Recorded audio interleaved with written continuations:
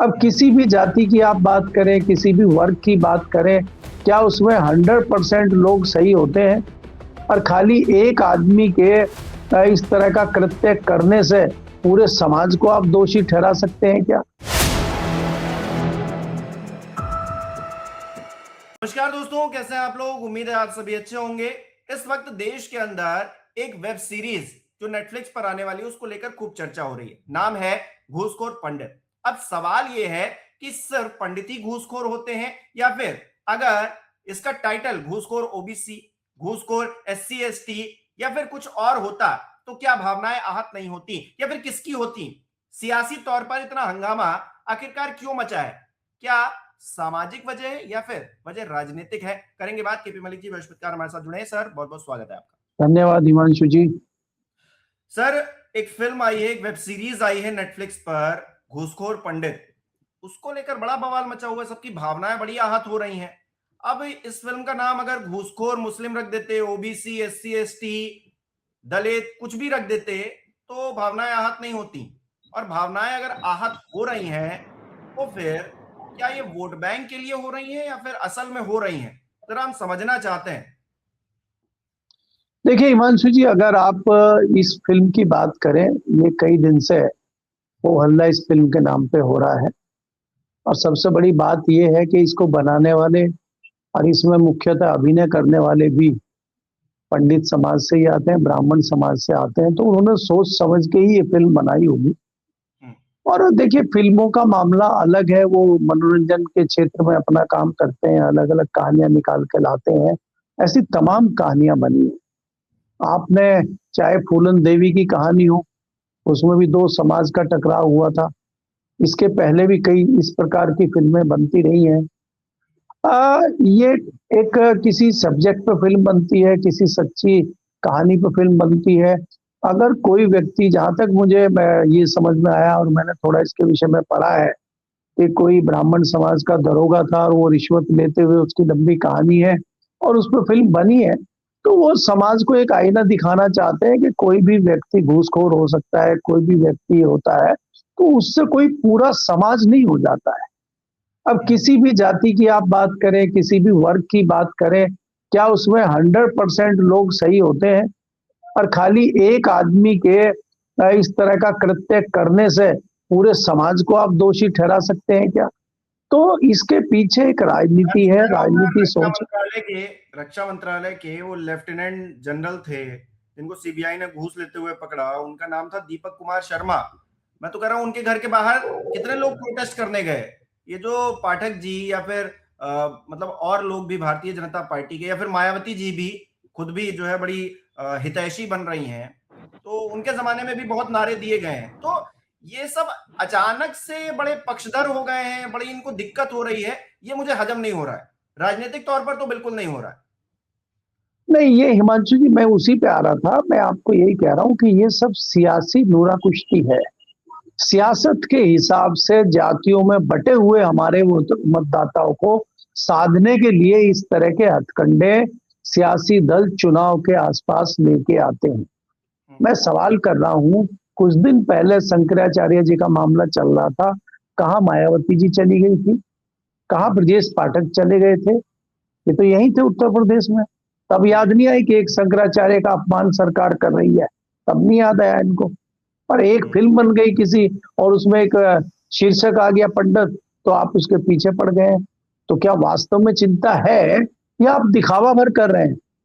तो आप ये देखिए कि यही मायावती है, जब किसी दलित के ऊपर बात आती, जब संविधान के ऊपर बात आती है, पूरा दलित समाज उत्तर प्रदेश का ही नहीं, बाकी राज्यों का, पूरे देश का नाराज था कहीं ना कहीं भारतीय जनता पार्टी की संविधान के मामले पे। और जो टिप्पणी अमित शाह जी ने पार्लियामेंट के अंदर की थी उस पर, तब तो मायावती जी की कुंभकर्ण नींद खुली नहीं थी। अब काहे के लिए मायावती जाग गई? ये तो वही मायावती है जो बात करती थी तिलक तराजू और तलवार इनको मारो जूते चार। तो तिलक किसके लिए यूज कर रही थी वो? आज वो तिलक कहाँ चला गया? आज वो तिलक क्या मतदान की मोहर में चला गया है क्या? मोहर मारने की बात हो रही है क्या? तो देखिए, ये सारी चीजें, हम किसी पे निजी आक्षेप नहीं करना चाहते, किसी नेता हो चाहे किसी जाति की बात हो। हम ये कहना चाहते हैं कि हमारे जाति के जो बंटवारे हैं उसको साध के ये सियासी दल अपना काम करना चाहते हैं। अब आज अखिलेश जी भी जो है ब्राह्मणों के प्यारे बने हुए हैं, आज अखिलेश जी को भी याद आ रहे हैं। भारतीय जनता पार्टी के आपके ब्रजेश पाठक जी लड़ाई लड़ी रहे हैं ब्राह्मणों की, हालांकि बीच बीच में गायब हो जाते हैं। वो जब किसी ब्राह्मण पर अत्याचार होता तब वो बीच में गायब हो जाते हैं। शायद शंकराचार्य जी भी ब्राह्मण है, वो भी सनातन की बात कर रहे थे, वो भी हिंदू धर्म की बात कर रहे थे, तब ब्रजेश पाठक जी गायब थे। भाई ब्रजेश पाठक जी को तो कानपुर की राजनीति करनी है, उत्तर प्रदेश की राजनीति करनी है, तो अगर वो राजनीति चमका रहे हैं तो इसमें क्या बुरा है। लेकिन नहीं, बात यह है कि खाली भारतीय जनता पार्टी के बाटी चौका पर बैठक कर रहे थे तो उनको अनुशासनहीनता का अगर ज्ञान पंकज चौधरी दे रहे थे तो डिप्टी सीएम होने के नाते उनका बचाव करने की तो जिम्मेदारी थी ना ब्रजेश पाठक की। अगर पंडितों की ब्राह्मणों की इतनी ही उनको फिक्र है तो कुछ तो कहते, नहीं कुछ नहीं। नहीं नहीं, देखिए हिमांशु जी, ये तो बात मैं कह चुका हूं कि इसमें किसी पार्टी का हित या उनको किसी हित को नहीं देखना है।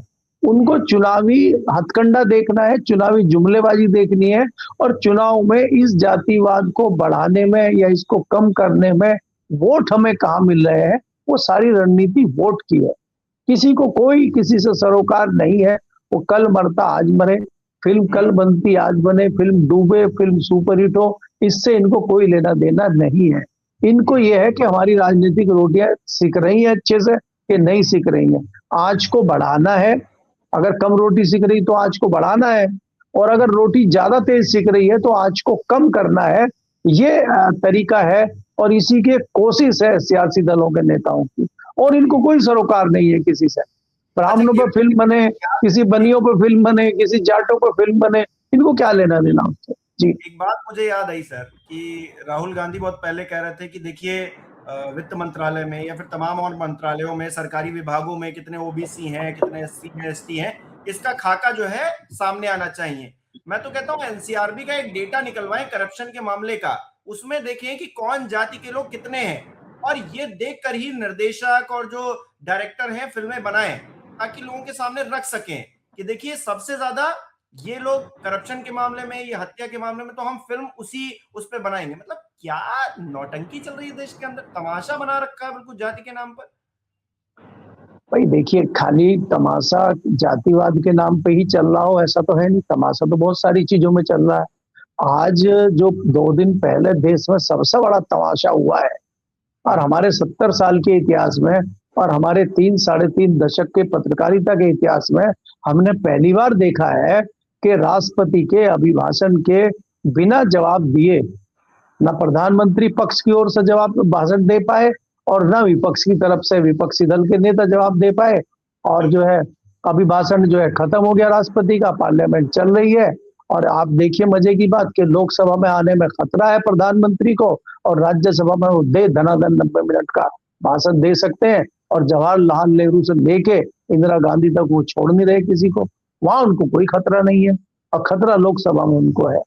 तो ये कम बड़ा नाटक है। और ऊपर से आप देखिए जिस प्रकार से स्पीकर कह रहे हैं कि मुझे आभास हो गया था, मुझे सूचना मिल गई थी कि प्रधानमंत्री को सदन के अंदर आने में बहुत बड़ा खतरा है, और मैंने उनको आगाह किया, और प्रधानमंत्री जो है वो बाहर से लौट गए। तो अगर प्रधानमंत्री जी को पार्लियामेंट के सदन में ही खतरा है, तो फिर एक तो प्रधानमंत्री जी सुरक्षित कहाँ है, और अगर प्रधानमंत्री को ही खतरा है 140 करोड़ के देश में, तो बाकी लोगों का क्या हाल होगा। और जो ये खतरे की घंटी लेके और खतरे की जिम्मेदारी लेकर राष्ट्रीय सुरक्षा सलाहकार, गृह मंत्रालय, रक्षा मंत्रालय, फिर ये लोग क्या कर रहे हैं अगर प्रधानमंत्री जी सुरक्षित नहीं है। तो मजाक जो आप कह रहे हैं, मजाक तो ये चल रहा है, सबसे बड़ा मजाक तो ये है। जी, मैं तो सोच रहा हूँ ओम बिरला जी जो आरोप लगा रहे हैं, फिर वो सहयोगी दल के लोग जो कह रहे हैं कि महिलाएं दांत से काट सकती थी, इस तरह की बातें वो कर रहे हैं टीवी डिबेट्स में, आम जनता को बता रहे हैं कि कितना बड़ा खतरा था, तो फिर इसको लेकर तो जांच होनी चाहिए। और जो विपक्षी दलों के सांसद हैं जिन पर ये आक्षेप लग रहे हैं, सबसे पहले तो उनको ही खड़े हो जाना चाहिए सोमवार को तख्तियां लेकर कि हमको बताओ कहां है वो जांच, कौन सा इंटेलिजेंस ये बोल रहा था कि हम दांत से काट लेंगे या फिर मोदी जी के लिए हम खतरा साबित है। सबसे पहले तो उन्हीं लोगों को खड़ा हो जाना। हिमांशु जी, आप ये देखिए कि यहाँ तक रिपोर्ट सांसदों के पास आ गई कि वो महिला सांसद तैयार थी कि उनके पास हथियार नहीं थे, वो दांत से काट सकते हैं मोदी जी को, यहां तक की रिपोर्ट ये क्रांतिकारी लोग निकाल लाए। लेकिन आप मुझे ये बताइए कि पार्लियामेंट में 3 लेयर सिक्योरिटी है, वो जो 3 लेयर सिक्योरिटी के अधिकारी हैं, आईपीएस है, दूसरे जो एसपीजी के लोग हैं, वो ये जानकारी नहीं ला पाए। अगर ला पाए तो उन्होंने क्या एक्शन लिया, एक बात। दूसरी बात यह है कि ओम बिरला जी को जब पता लग गया तो ओम बिरला जी खाली अनाउंस करके बैठ गए और प्रधानमंत्री जी को इन्फॉर्म करके बैठ गए, या उन्होंने उन सदस्यों की सूची बनवाई और उन सदस्यों को दंडित करने के लिए कोई ऑर्डर पास किया, या वो करने जा रहे हैं? अगर उसमें राहुल गांधी भी है तो क्या राहुल गांधी के खिलाफ कोई मुकदमा दर्ज करने जा रहे हैं? कोई जांच होने जा रही है? कोई जेपीसी की समिति बन रही है, कमेटी बन रही है जो इस मामले की जांच करेगी, या खाली यूं ही जुमलेबाजी कर रहे हैं स्पीकर साहब? इसकी भी तो जांच होनी चाहिए ना भाई। ये भी तो हो सकता है कि जैसा आपने कहा कि विपक्षी इस जांच की मांग करे और विपक्षी कहे कि भाई हमारे सांसद अगर दोषी हैं तो तत्काल उनके ऊपर एक्शन होना चाहिए। और अगर आपने यूं ही ये बात कह दी है तो फिर आपकी भी जांच हो जानी चाहिए। नहीं नहीं नहीं, अब बिरला साहब तो ये कहते हैं ना कि सबूत के साथ संसद में कुछ भी बोलना है तो वो बिना ऐसे हवा हवाई नहीं, तथ्यों के साथ बोलना है। तो ओम बिरला जी की भी ये जिम्मेदारी बनती है इस देश के प्रति, उस संसद के प्रति जिसकी चेयर पर वो बैठते हैं, कि वो सबूतों के साथ, साक्ष्यों के साथ इस बात को प्रमाणित करें कि प्रधानमंत्री को उस वक्त खतरा था और किस इंटेलिजेंस के थ्रू जो है उनको ये जानकारी मिली थी, ये भी बताएं ताकि चीजें क्लियर देखिए रहे। देखिए हिमांशु जी, ये प्रमाणित करने के लिए, सत्यापित करने के लिए ये काम विपक्ष का है, ये सरकार का नहीं है। सरकार में तो ऐसे लोग भी हैं जो आज तक अपनी डिग्री नहीं दिखा पाए 12 साल में, और स्पीकर साहब प्रमाणित नहीं कर पाए अपना जो उन्होंने बोला है, न कर पाएंगे। लेकिन आपको प्रमाणित शंकराचार्य को करना पड़ेगा कि वो शंकराचार्य हैं कि नहीं, विपक्ष को करना पड़ेगा कि वो सांसद हैं कि नहीं, वो हथियार लाए कि नहीं लाए, और वो काटते कि नहीं काटते ये उनको प्रमाणित करना पड़ेगा। और आपको जो वोटर है उसको ये प्रमाणित करना पड़ेगा कि वो भारत का नागरिक है। ये वो साबित करेंगे। दूसरा साबित तो यहाँ तो पहाड़ तक को साबित करना पड़ रहा है कि अरावली की जो पहाड़ियां हैं दिल्ली में, वो पहाड़ी है भी कि नहीं है, ये उनको साबित करना पड़ेगा। तो साबित वो विपक्ष वालों को करना पड़ता है, पक्ष वालों को कुछ साबित करने की जरूरत नहीं है। अब आप जो है, राहुल गांधी अगर कोई किताब लेके आते हैं और उसमें से कुछ तथ्य पढ़ने चाहते हैं तो उनको प्रमाणित करना है, लेकिन निशिकांत दुबे जी को कुछ प्रमाणित नहीं करना, सारा प्रमाणित किताबों के साथ लेके आए थे और उन्होंने किताबें पढ़ दी, और उनको जो तत्कालीन पीठाधीन अधिकारी थे जो आसंदी पे बैठे थे वो रोकते रह गए उनको, और वो रुके ही नहीं उनसे, उन्होंने सारी किताबें दिखा डाली। हाँ नहीं, वो निलंबित नहीं, क्योंकि वो तो प्रमाणित है, वो तो ऑलरेडी सत्यापित है। तो इस सरकार में बहुत सारी चीजें हैं, और दुर्भाग्य देश का देखिए, एप्स्टीन फाइल में नाम आते ही जहां विदेशों में इस्तीफे हो रहे हैं, जहां एक्शन हो रहे हैं, जहां चर्चाएं हो रही हैं, वहां भारत में कोई पूछ ही नहीं रहा। भारत में सब शांत चल रहा है। हमारे एक मंत्री का नाम चल रहा है, हमारे एक व्यापारी उद्योगपति का नाम चल रहा है, कोई सवाल पूछने को तैयार नहीं। आप सोचिए ना कि हम कर क्या रहे हैं, क्योंकि बात ये हो जाएगी कि अगर जरा सा आप कुछ बोलेंगे आपको देशद्रोही या आपको ही बोला जाएगा कि प्रमाणित करिए।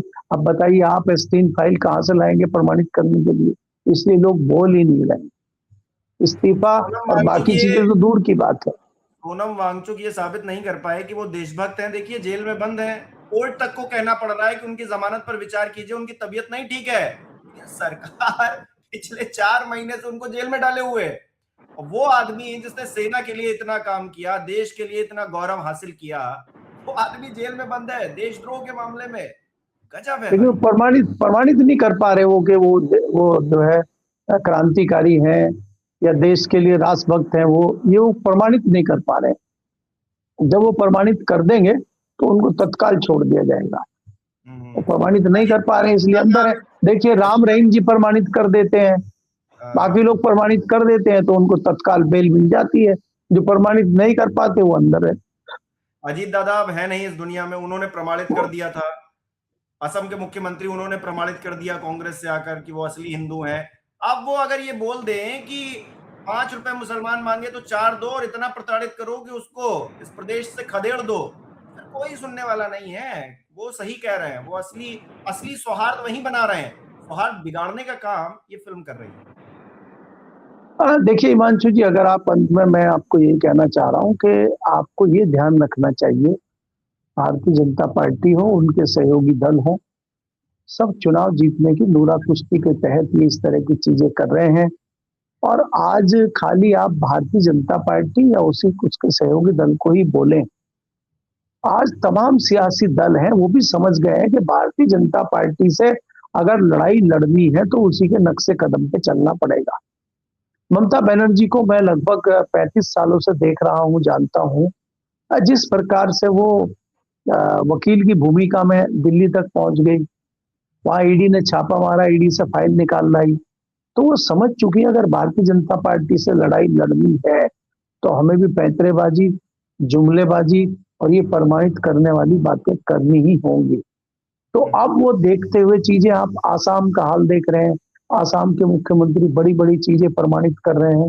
वो बता रहे हैं कि मुसलमानों को अगर तंग करना है, मुसलमानों को हटाना है, तो वो भी कुछ प्रमाण दे रहे हैं और प्रमाणित करने के लिए कह रहे हैं। ये अब वहां से फिर जो है आसाम के बाद नंबर उत्तर प्रदेश का ही है।